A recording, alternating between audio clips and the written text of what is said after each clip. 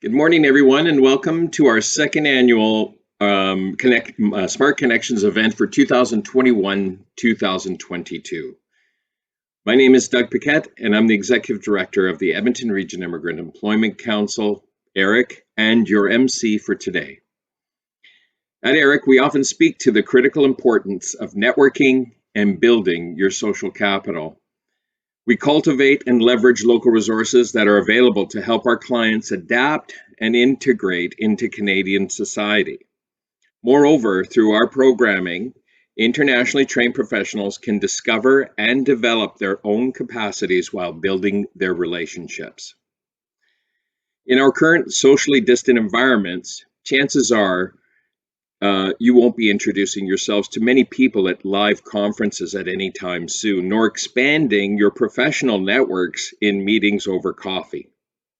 So we need to embrace this new normal and learn to network in the virtual world, despite its limitations and challenges.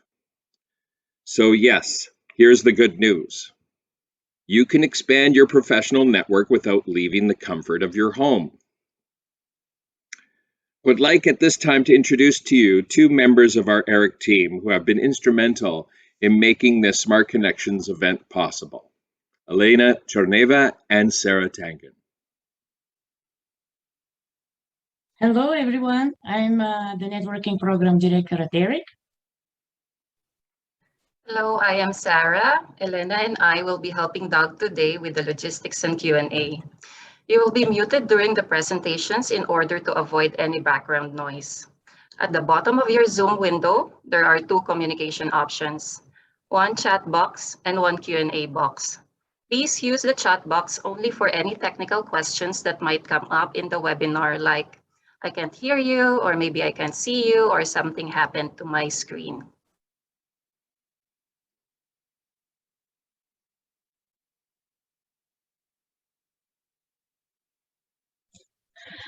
And you can write in the Q&A box, the question and answer box, the questions you have to the presenters. So we may answer the questions right after each presentation, or we can do it at the end, depends on the time we got. We'll do the recording of this webinar, and I'll post it later on our YouTube channel. In our follow-up email, you receive the link so that you can subscribe to our YouTube channel. Before we begin, I would like to take this opportunity to respectfully acknowledge that the province of Alberta is comprised of Treaty 6, Treaty 7, and Treaty 8 territories, the traditional lands of the First Nations, Métis, and Inuit, whose footsteps have marked these lands for centuries. I would like to take a moment as well to acknowledge and thank our main sponsors who have made this event possible. Immigration Refugee Citizenship Canada is the major principal funder of CRIAC and ERIC's programs. Imi Pilon, who is our program officer with IRCC, is attending today's event as a participant. Welcome, Imi. Government of Alberta is also a major funder of our programs over the last few years. We would also like to acknowledge the financial support of our major corporate employer partner, RBC. Our relationship with RBC spans almost a decade. RBC has supported and provided resources for our award-winning mentorship program throughout this time. Our current sponsorship arrangement with RBC, however, supports more than just mentoring and includes various workshops, networking sessions, the province-wide Global Talent Conference held last February and previous Februarys before that. The RBC staff are thought leaders and facilitators of those deeper conversations like the one we will have today on networking. RBC has emboldened the ERIC team to bring new and innovative learning experiences to our mentees and our various community partners. Today's topic is why say yes to networking? You can see on the screen the agenda we've prepared for you today. During the first hour of our webinar, we will discuss the barriers internationally educated professionals face when networking. Following the discussion, we will take a 15-minute coffee break And we will see how the networking and the hidden job market are connected. And at the end, the panel will provide a few ideas and solutions for you. On behalf of the ERIC board and staff, I am pleased to welcome you all to our Smart Connections event today. We have a very busy schedule planned for you this morning with a provocative and engaging presentations that we've planned for you. So I would like to introduce at this time our first guest speaker. Abdul Mo is the Regional Field Lead for Projects Coordination at T2 Utility Engineers. He has over 13 years of extensive experience in engineering, management, and consulting. His fields of expertise include utility engineering and infrastructure project management. Abdul holds several certifications in project management, change management, and Lean Six Sigma. He is a former ERIC mentee and currently a great supporter to ERIC programs as a speaker and guest blogger. Abdul has over 500 connections on LinkedIn, and 94 of them are mutual connections with ERIC. He will share with us why networking was so important to him during his path to success.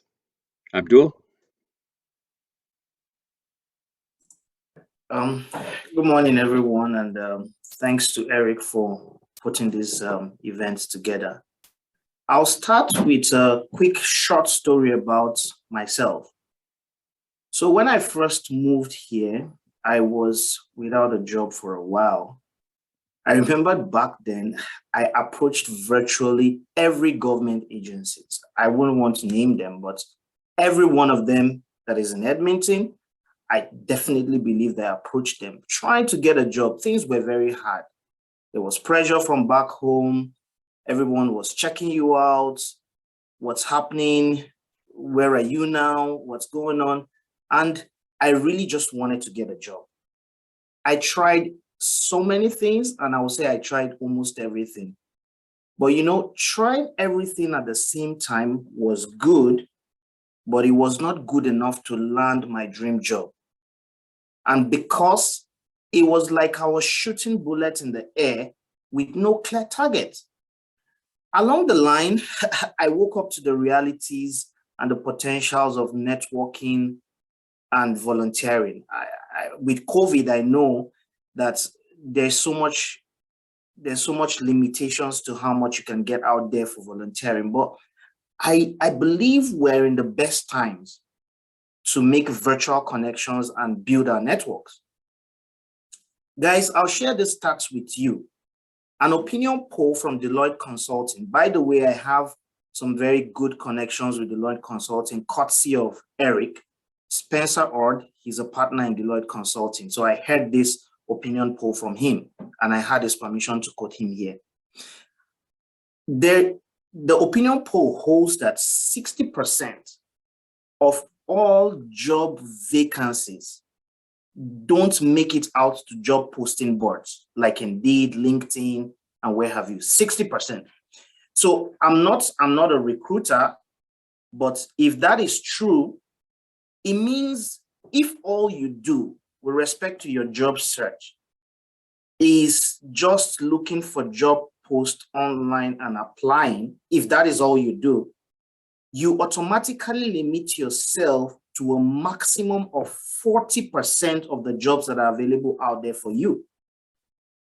What that statistics means is that 10 of every job that is available to be filled, out of every 10, only 4 are advertised. So it clearly means that there is a hidden job market.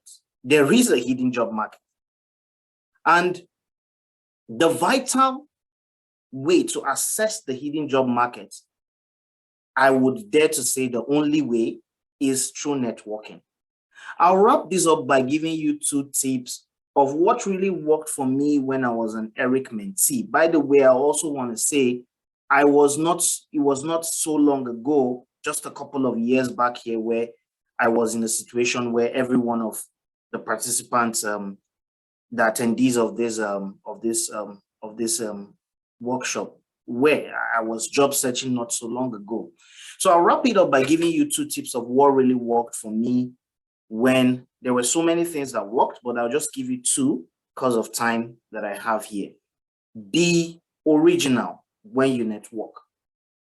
Be original. Like the first few times I was networking, oh, I want to modify my story to look good enough. I want to rebuild my experience to look good enough. But honestly, your unique experience and the work history you have are very relevant. To be quite honest with you, your experience are very interesting. And you'll be surprised to know that your potential employers are looking for the exact fit of experience that you have. So by trying to modernize your experience, trying to paint it, trying to tailor it, I'm not talking about tailoring resume now, I'm talking about tailoring your experience, tailoring your story. It doesn't really help. So be original. The moment I became original, the moment I became real, the moment I became true with everything that happened to me, things started happening and things started working. The second tip I would like to share is be bold and comfortable with talking to anyone. Don't be scared. Don't be shy. Leave nothing to chance. Be bold. Be courageous. The worst you can get is a no. The worst you can get is a no. So be bold. Talk to people. Like I currently, what I do, because I'm still on this networking journey, I have realized that even if you have your professional job, networking is something that is going to be lifelong in your career. I talk to people. Oh, yesterday I was buying groceries in the store and I was checking out the bread and there was someone close to me and I asked her, just because I wanted to start a conversation, do you think the bread is fresh? Do you think, you start conversations everywhere. You never know who's the next person beside you or who's the next person that can help you to get your job. Ladies and gentlemen, our deliberations today is a proof that networking works. And my story is an evidence to that. Someone will ask me, hey, Abdul, you're talking about networking. Where do I start? I'm a shy person. The simple way to start is start from here. If you're that kind of person, you're listening to me, start from here. Every one of the panelists here, every one of the people here are people you want to build networking. And I'll give you again another short story to end it. It's a short one, just one liner. When I attended every ERIC conference, I networked with the people. I was on a conference with Dr. Duran. I networked with him. I spoke to him. We communicate till date. So network with people, start in this conference, talk to people, chat to people, speak to people. And I'm not saying go around spraying your resume all over the place saying, I need a job, I need a job, I need help, I need help. No, talk to them, listen to them, hear their thoughts, hear the kind of things and then tell them your story. My call to action would lastly be that you probably remember the famous saying by someone, Garrett Potter. So he said, your network is your net worth. Your network, W-O-R-K, is your net worth. I don't know how much you really want to worth, but it's up to you. Thank you very much. Thank you, Abdul. That is amazing. And I loved, I really look at, and we obviously, as I said in the beginning, networking is so vital and so important to what we do, especially for people who have just landed here. I mean, you're building those networks, and yeah, I think you can't afford to be too shy when it comes to, taking advantage of these opportunities. I also see these, like even the person that you talked to about how fresh the bread was, that's an opportunity. And I often use the metaphor of a window. I think, all of these, networking possibilities are windows into somebody else's life, maybe an opportunity for you. And as a window it's not just one way looking in, it's also another way looking the other way when you're speaking to somebody. So that window is certainly an opportunity, and it may not be an immediate benefit, let's say a job, but you might find out that the bread is fresh, and that's good too. But it may lead to a further conversation. thank you so much, Abdul, and we're so proud that your strategies have worked and that you were able to take advantage and leverage the networking opportunities that we were able to present to you via Eric. So thank you so much for presenting today, and I really appreciate the advice that you're passing on to our audience today. And we may wait a few moments to see if there are any questions for Abdul. If Abdul, you can wait another 3-4 minutes. Yeah, sure. I'm here. If there are questions. And if there's not a question right now, I know you gave us a couple of tips, but would you have anything else any other key learnings that come to mind that you can share with our audience? Yeah, like you said, Doug, you kind of touched on the third thing I would have said if we had time. Like, most people think networking must be an immediate result. You don't plant a tree on Monday and expect to have a harvest on Tuesday. It doesn't really work that way. So I see people connect with me on LinkedIn, and they connect on Monday, and on Tuesday they're saying, hey, there's a vacancy I came across on your company recruiting a project coordinator. Can you refer me for that job and all that? I mean, that is good. If I'm in the capacity to do that, I will. But the moment you set yourself, you present yourself to look like a taker. The moment you present yourself to look like a taker, everyone wants to stay away from you. So when you network, present yourself like a helper. I'll give you an instance. I had someone who owns a large piece of land in Strathcona. When I started networking, when we first met, I never knew he had all those kind of investments. I never knew he was that big. And we were just talking, and he said to me, he said, you're one of the few immigrants that I've seen that appears to be self-reliant. He said that to me. He said, is there a reason why? I said, well, I prefer to offer help than to seek help. It's not like I don't have things that I need. It's not like I don't need help, but I prefer to offer help. In that process of offering help, you gain self-fulfillment. You gain self-fulfillment. There's a fulfillment that comes with your ability to remember back and say, oh, I actually did this to help this person. And in that, you build your network connections exponentially. That connection I had led to us sending an FRP for a job somewhere in Strathcona. I mean, I did this like 2-3 years ago, but it's giving me a benefit after 2 years. I never went into network because I was really desperate for anything. I was just building my network. So build your network with the hope that someday it will turn to something reasonable for both parties. I really like that, Abdul. I know that in a lot of cases when I approach relationships, it's not about what I can take, but what I can give. And I think it's kind of in a strange karmic way. If you start on that foot, I think good things do come to you if you're looking at those relationships as a place to share. And as you said, going in and you need to share your story, your elevator pitch. But at the same time, if it's all about what you need, and it can turn off people, because I think about some of these connections that we make, how many people are coming to that, let's say, that very connection that you're dealing with in that day, how many people are approaching them and asking them for something? And it might be to a great surprise that, yeah, you come across as self-reliant and that you want to contribute something to that relationship first. And I think that sets you off in a good way for that relationship. Do we have any questions in the chat room for Abdul?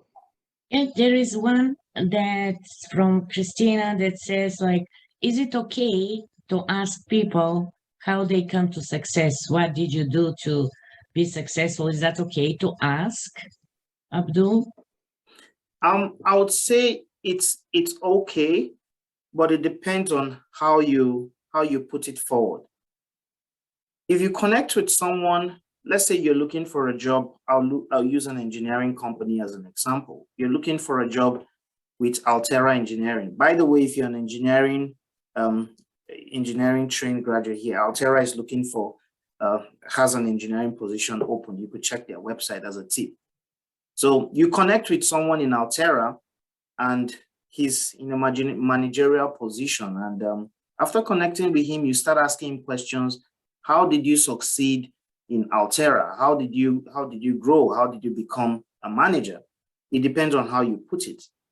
If your question comes forward as an end to a means to an end, that person is probably going to shy away from telling you the real things. But if it comes as a conversation, if it comes like something that flows out of you naturally, if it comes as a discussion, as part of your willingness to help, to contribute, I'm very sure that that person is going to tell you things you never would have known on your own. So it really depends on how you go about asking that question. But I'll say don't make it look like a means to an end. Hey, I want to become a manager in your company tomorrow, so I'm asking you to give me the tips to, I mean, it doesn't really work that way. So, but it's okay to ask, but put it nicely, put it in a conversational manner. And yeah, don't feel bad if nothing comes out of it. Some people don't take, like I have a friend who I'll say a mentor. I connected with him. Elena, you know him. He was the vice president of Scott Builders. I connected with him 2 years ago. We still talk. When I call him, he's no longer in Edmonton. He's now in Mississauga. When I called him the last time, we were talking about waterfalls, the waterfalls in Niagara. I mean, and he started telling me other things that had to do with my personal life. So the lesson behind that is that you ask some things and you ask them nicely. Can you hear me? Yes, we can hear you. I believe your boss is calling you to go back to your desk. No, just the team meetings that came in, just a team call that was coming in. No. Yeah, so you ask and you ask nicely. I don't know if I've answered that question or if any of the panelists has more to say. Oh, absolutely. Because it may sound offensive, like, how did you get that job? Like, and I don't, right? What's different? So if you ask, like, I just want to be like you, what did you do? What's your advice for me to go ahead? So Sarah, there is something in the Q&A, I think. Yeah, Ilhan here says, what is the meaning of success? For you, Abdul, how do you define success? That is a very good question. Ilhan, for me, success to me, and it will differ with everybody, like everybody has their own definition of success. But for me, is doing what I love, being on the path to the level I was before moving to Canada professionally, even if I'm not there, but being on that path and I can see clearly before me, I would call that success. So for some other persons, it's earning a 100K job, per annum job. That is you. For some other person, is having a an APEGA designation. For some other person, is having a white collar job. But for me, being in a place where I'm comfortable and I see myself at the level, or if not more than the level I was before coming to Canada. And to be honest with you, I don't want to come out like bragging, but to be honest with you, I really think I'm there.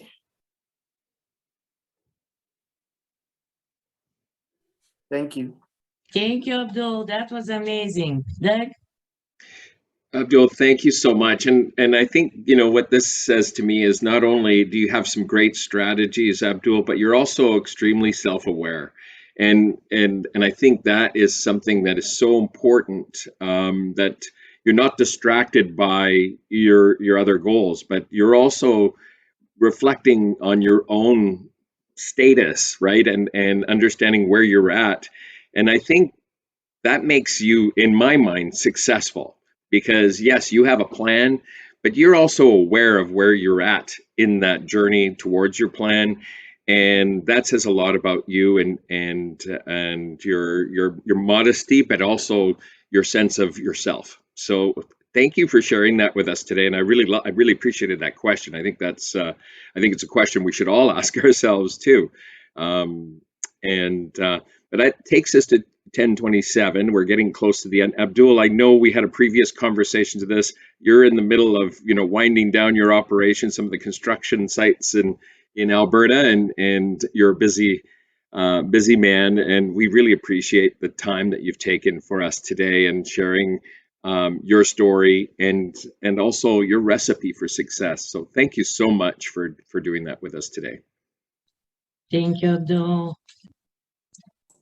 Thank you very much. I really appreciate it. Thank you. Thank you. And so this takes us to the next point in our agenda. We're close to 10:28, so we're a little bit ahead of schedule, but we're going to move into our networking in a virtual world agenda item. And I would like to invite Sarah and Elena to introduce our panel for that agenda item. Thank you, Doug. It is a pleasure to introduce our RBC panelists, Amuche Elekwachi. Amuche arrived in Canada in 2011 from England. She joined RBC in September 2012 and is currently leading a team with RBC as a branch manager. She brings over 16 years of banking experience, and she possesses a postgraduate certificate in human resources from Humber College, Toronto. She is an active member of the Chartered Professional in Human Resources and is passionate in mentoring. She is with us today to speak about managing fear while networking with strangers. Also from RBC is Folake Okusanya. Folake is the team lead of the RBC Meeting Place, a unit dedicated to working with newcomers to Canada to help them settle faster. In her role, she enjoys the rewards of being instrumental to allaying the fears and concerns of newcomers to Canada, helping them settle and integrate faster by providing useful advice. Being the settlement body and a shoulder to lean on as newcomers navigate the waters of starting an entirely new life in Canada. It is her way of paying it forward. She loves and enjoys the fulfillment that comes from making a difference, and there is nothing more rewarding than hearing newcomer settlement success stories as a result of the useful advice that her unit provides. Tonya Holowitski is CPA Alberta Career and Diversity Advisor. Her professional experience includes being a talent acquisition specialist, public speaker, an advocate for social change, and as she put it, impoverished philanthropist. That's only Tonya can say.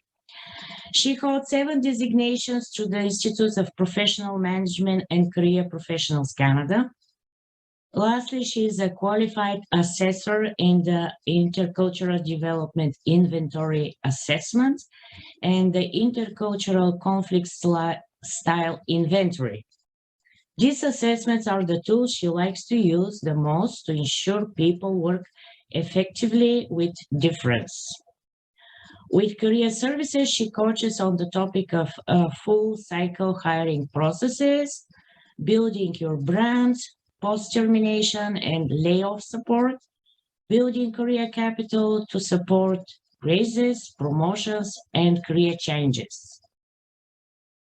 Javier Vinsome works as a career diversity advisor with CPA Alberta. He has spent over 10 years with CPA in other roles, including evaluations coordinator and manager of recruitments. Currently, Javier provides accountants and internationally educated professionals with employment resources, resume review, and program advising. Javier is the acting chair and the chair for the Career Development Association of Alberta, the board. He also completed the Career and Academic Advising Certificate at the University of Calgary, Certified Resume Strategies course, and is certified as a coach for a couple of emotional intelligence assessments. Both Tonya and Javier are great supporters of ERIC program, and we are also very pleased to have them joining our RBC supporters. And Javier gonna be the moderator of this first panel. Javier, the mic is yours. Thank you, guys. Thanks, Elena. Thank you, Abdul, for your excellent stories. I love the way you give advice. I think you're a great speaker. So we're doing a bit of a different strategy of panel this time. So when we ask a question, it's not every panelist that's going to respond to each item. Everyone's going to respond in depth to a certain topic. So panelists, if you could take about 3 minutes or so, you have up to 3 minutes for each response, and then that will leave us some time at the end for Q&A, as well as perhaps if you want to expand on something you said. So that said, the reasons why we're doing this, I mean, Doug and Abdul kind of already said, we really want to address in a meaningful way what barriers you are facing in terms of your networking. So we want to have an honest conversation around some of those barriers. And of course, some of these barriers are even enhanced due to networking in a virtual environment. So that said, I think some of these we tried to come up with what we thought were the primary barriers you may face, and we're going to address those in a head-on way. So first I'll go to Folake, and we want to talk about the value that immigrants may see in networking. And so perhaps one of the barriers or concerns is, I don't see the value in networking. Abdul kind of hinted at it in terms of his analogy with the tree. You know, you plant a tree and you don't expect a harvest right away. So Folake, if you wish to talk about what is the value of networking to someone newer to Canada, and why is this a necessary activity you do need to do for your job search? Thank you very much, Javier. Good morning, everybody. Yes, we've noticed that that's one barrier for many newcomers to Canada, immigrants, is that they see no value because it doesn't exist in most of their cultures. They didn't grow up learning that it's a good idea to network. You know, it doesn't exist in the North American format, especially in terms of connecting with strangers. We've all heard the term that says stranger danger. Yes, it's like a guiding rule, stranger danger. But talking about this non-existence in cultures, which is where I want to focus. Many of the newcomers to Canada and immigrants come from backgrounds where the use of connections for getting anything is highly condemned. It's just the mentality that if you're getting a job through connections, you're doing something wrong. It's condemned. So with that mentality, they get to Canada still carrying the same mentality that only hard work can get you anywhere or anything. They struggle with learning to use their connections, right? When they get to Canada, they start hearing things like, leverage your connections, your network is your net worth, which was one of the things that Abdul stressed.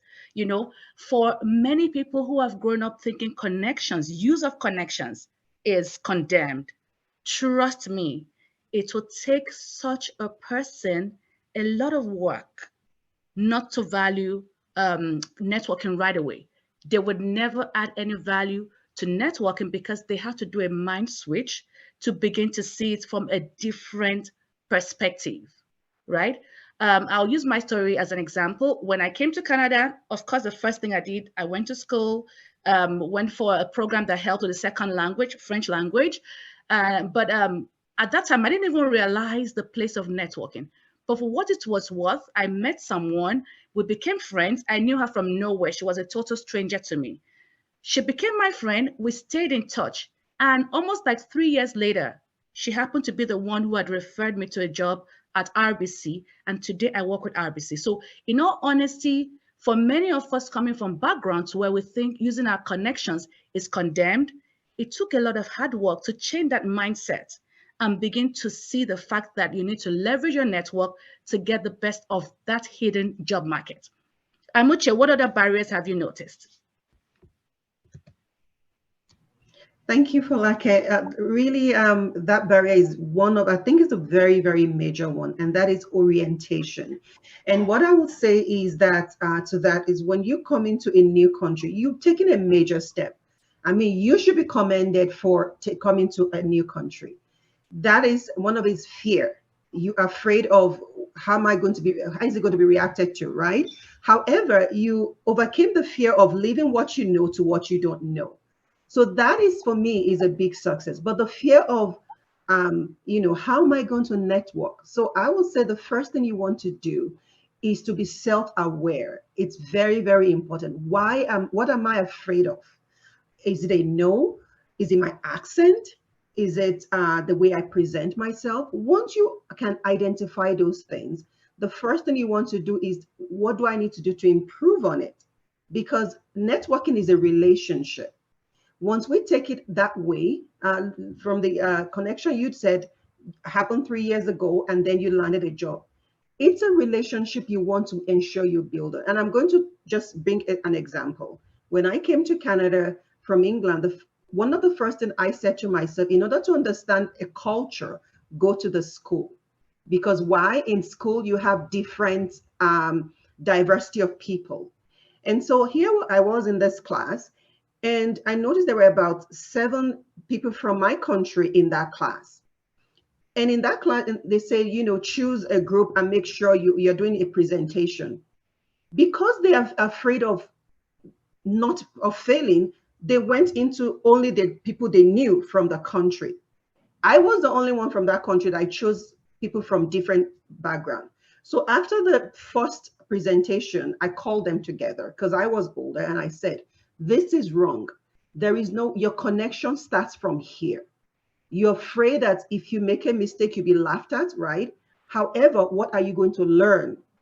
And so I told them, I practically divided them. I said, when next you're supposed to choose a team, make sure you don't go to a group you know. So that fear, you have to overcome it. The fear of, am I going to fail? They're going to reject me. Am I going to be successful in this networking thing? No, you have to be self-aware. Once you're self-aware, then you move it. You just have to take that plunge and take the next step.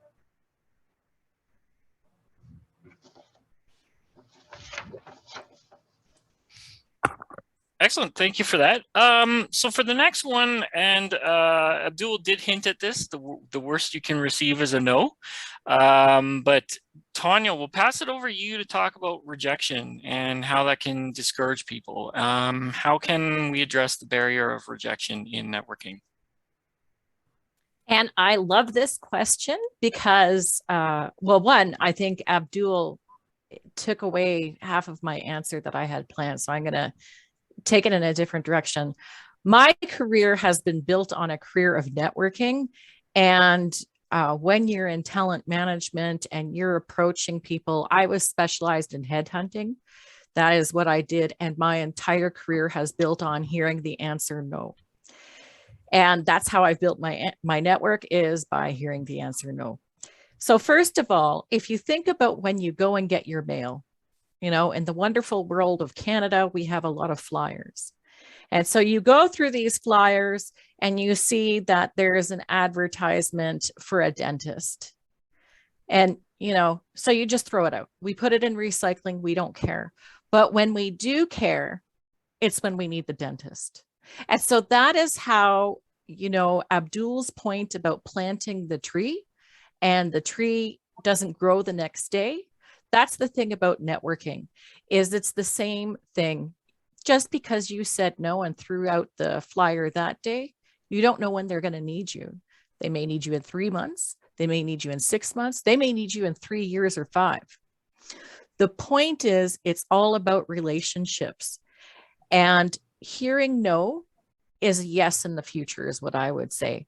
And the wrap-up story I'll share with you, there's a famous North American story about Colonel Sanders. He's the founder of Kentucky Fried Chicken. There is a story about him actually living out of his car. So when he left the military, he did not have enough money to retire. And he had this famous family recipe. And so what he would do is he would approach a business, a restaurant, and he would say, I'll give you this recipe if you will give me the proceeds of the increase of sales on your chicken? And everybody said no. So he drove across the country living out of his car, and he asked 99 restaurants before he got the one yes. But if he never asked the 99 restaurants, so if he didn't get the 99 no's, he would have never made the yes. So the approach that Abdul told you about being open, being true, being original, that's the point. And if you ever have children, they will always say no to you. So no is just a part of life. That's it. It is literally the worst thing you're going to hear, and no one dies over it. So just embrace it with love, that no is one step closer to a yes. And I guess, on that note, Folake, I'm going to ask you about an immigrant, the comfort zone, talking about that. An immigrant sometimes prefers to stay in their comfort zone and keep networking in person or online only with people from their community or ethnic group. And you touched a little bit about that, as well as Amuche. Please share a little bit more on that matter. Thank you, Tonya. Talking about the comfort zone, everybody likes to stay in familiar terrain. Not everybody is open to the idea of change or being agile and things like that. Everyone likes the easy peasy, lemon squeezy way of doing things. Just stay where everything is within your own control. You're in charge, you know what is going on, and you can predict what next, Everybody likes that. But when it comes to networking, it's a different ball game. We've observed that many people like to network with people with a mentality of same as me. You're looking for people coming from a similar ethnic group. It's okay. I'm not saying it is wrong, but you'll be limiting yourself if that is the only way you're building your network. We've seen a case of some people looking for similar experiences, maybe newcomers like them. They're brand new to Canada. Okay, let us work together to figure things out together.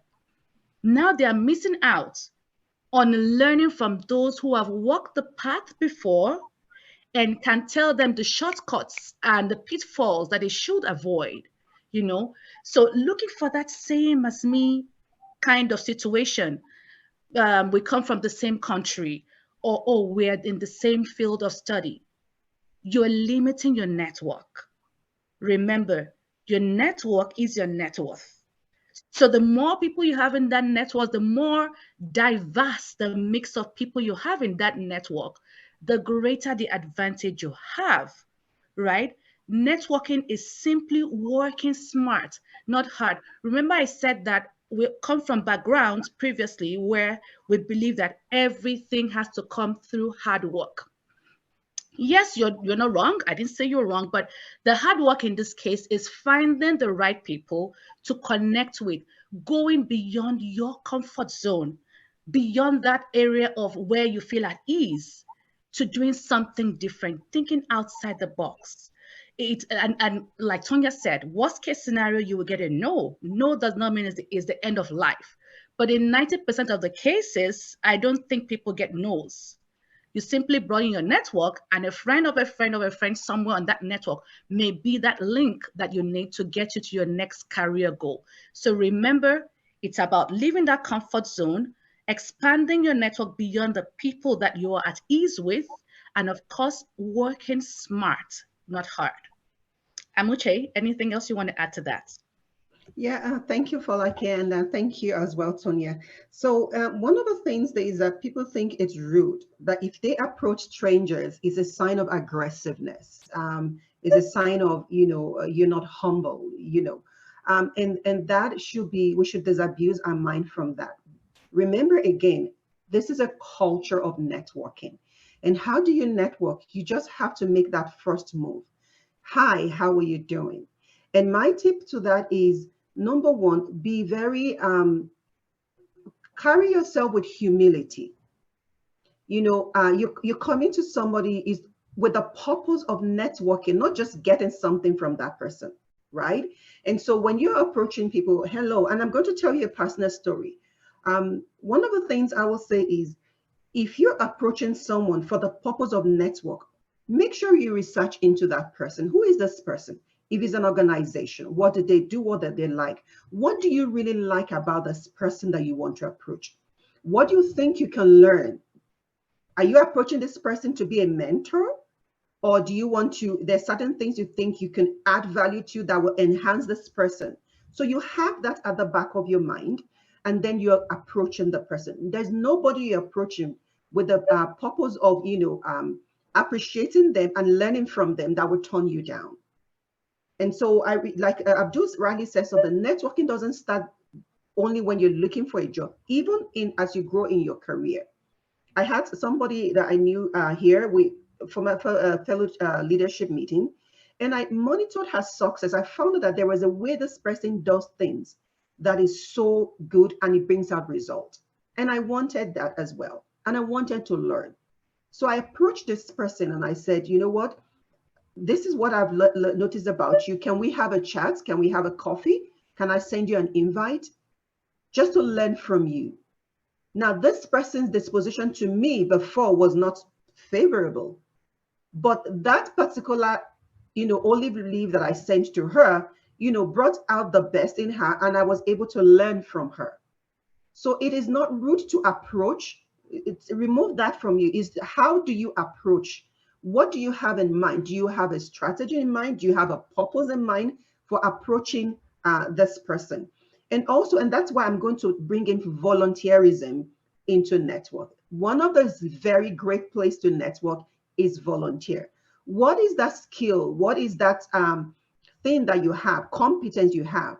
Which organization need it without paying you?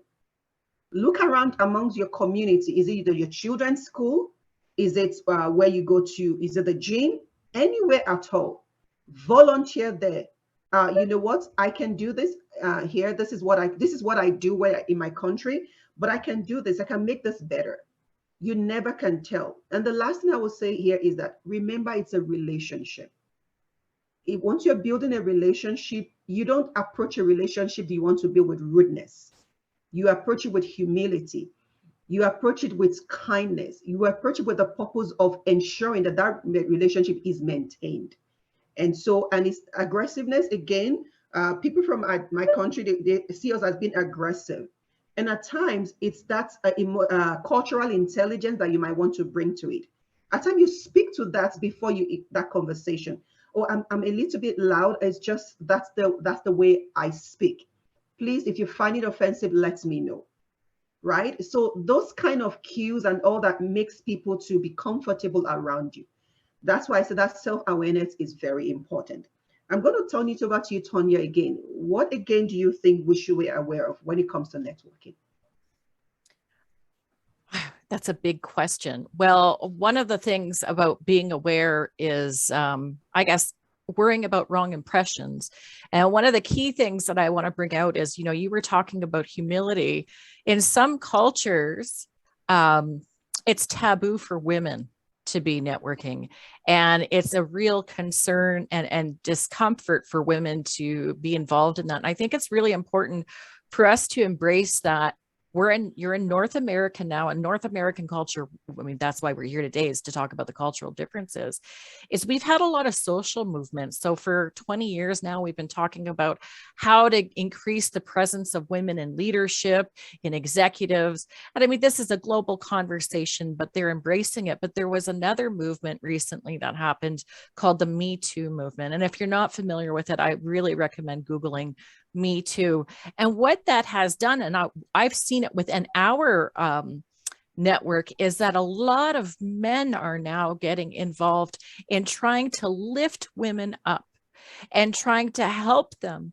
And women will also help women. It is not a taboo here for women to network. And it's also not a taboo to have some pride. And so I don't want to sound contrarian to what you said, but if you're from a culture where it is unusual for women to approach men, don't use too much humility.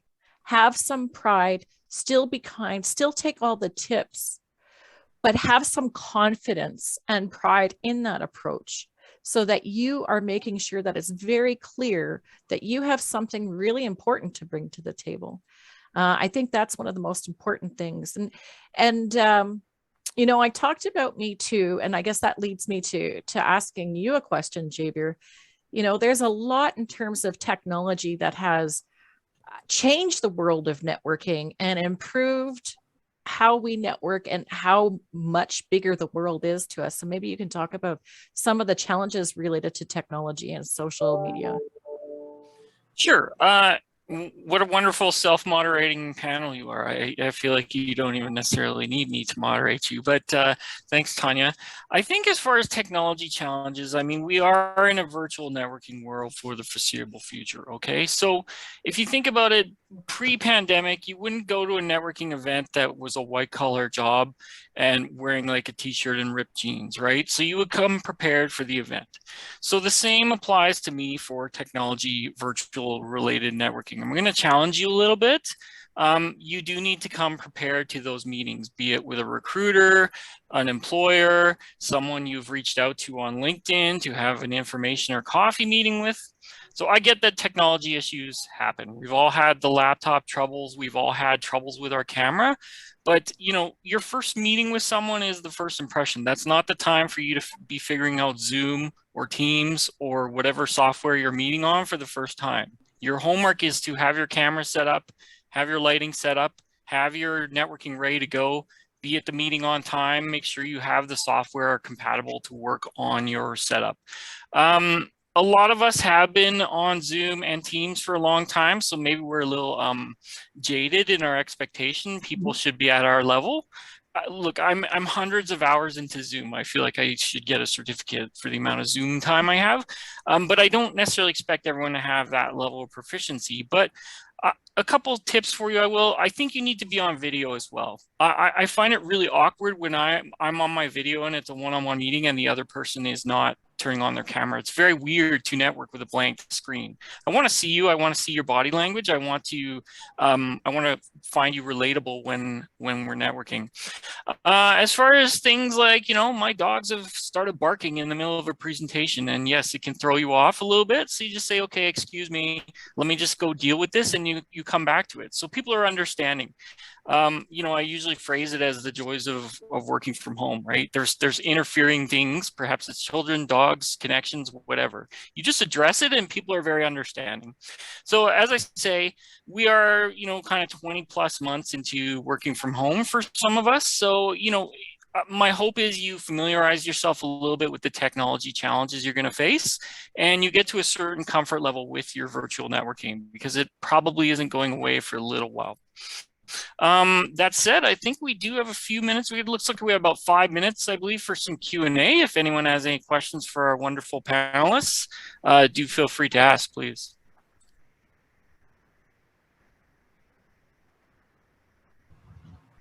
Javier, as usual, a fantastic job of moderating, and moderating a self-moderating group is really interesting. I want to thank as well Elena for taking a chance on, you know, putting something that putting together a different format, which I really appreciate. I really enjoyed that sort of circular questioning and response. It was engaging for me, because yeah, we get used to, and I think as Javier said, we're in this sort of virtual world for the long haul. It is nice when somebody can change it up a little bit, because it gets a little bit tiresome. So it was one of the reasons why Elena, who is always reinventing our approaches and our structure to some of these events, which is great, and it was done intentionally. Sarah, do we have any questions for the panel? Thank you, Doug. There is a question from Ilhan. What is there inside the closed box? I think it was I might need some clarification around that question, because I'm not entirely sure. I think it was about Folake's session Yeah, about getting out of your comfort zone. Yeah. Yes. So I'll tell you what I meant by coming out of the box. You've been in a place where you're used to. You've created a mental space for yourself, that only those that can fit into this space can belong to my circle. So what I'm recommending is Think beyond that little space you've created for yourself. Break all the walls, all those barriers, all the fear, all the worry or concerns of uncertainties, the things that make you scared of connecting with new people because you're worried. What will they think about me? You know, all those things that, you know, you used to hold yourself back. Let's go of all of them. It's time to rebrand yourself. Go there with who you are. Be original, like Abdul said in his presentation. Be yourself, connect with people. And talking about connecting with people and being original and building a brand, it's quite important to take a look at what your profile looks like, especially on social media. Whether you're being aware or not, people are checking you out on any platform they can find you. So whatever it is you have out there, clean it up, make it look like what you want people to have an impression of, what you want that person to see and remember you for. So go out there, clean up your profile, leave your comfort zone, go beyond where you're used to, go beyond your immediate community, go beyond your immediate friends, go beyond those that come from your country. Seek to make new connections. The more diverse your connections, the more the broader your network, and the more likelihood to find yourself the right resource for your next career move. That's great, Folake. You know, it's really interesting. I'm thinking, and I'm looking at the screen here, and of all of the different perspectives and faces that we have here today. We have, you know, the private sector. We've got a professional body. You know, this is a great fortune for us to have those perspectives and sharing those perspectives today for our audience. And, you know, I'm just thinking what it would have been like 20, 30 years ago when immigrants were arriving in Canada. We didn't have this kind of participation, although I would argue that there were people in Alberta, in Canada, that mentored like the way you are mentoring today and providing that kind of advice. And that's the whole point of, you know, sort of some of the work that we do when we share, you know, that kind of advice and convene people together, is that transference of information goes back and forth. So it's really appreciated. We have one more minute. I think we could squeeze another question in, or will I get Elena on my back if I allow for that to happen? If there's another question, Sarah, we would be open to respond to it. Yes, Doug, there's a clarification from Ilhan. He means what kind of restrictions that we may have and are not aware of. Can I answer that one? Go ahead, Tonya. Ilhan, I would actually say that I wouldn't say that you actually have restrictions. It's just a matter of making sure that you finesse your approach so that you're not restricting yourself. There is no restrictions in terms of who you're allowed to network, who you're allowed to approach. It's just making sure that you have a refined approach so that people are willing to talk to you. But honest to goodness, I just can't tell you how many people I reach out to for help all the time. And yes, some of them might say no, but the reality is if I don't ask, I'm not going to get. And so having that mindset is more important than anything. And the restrictions that you have are really ones that you've imposed on yourself.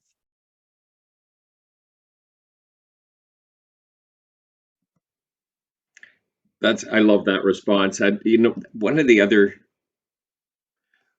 things that that I pay attention to is I agree. You know, having the courage to speak out and act when you're being called upon to act.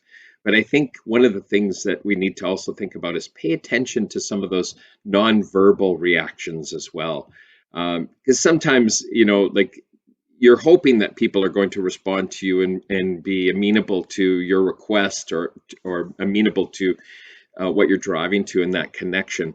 But pay attention to some of those nonverbals. I mean, if you can squeeze in your elevator pitch and maybe, you know, a bit of a short conversation, a short relationship building opportunity, then do so. But also try not, if you're reading into it that they're not really, they're on their way to a meeting, they're on their way to do something else.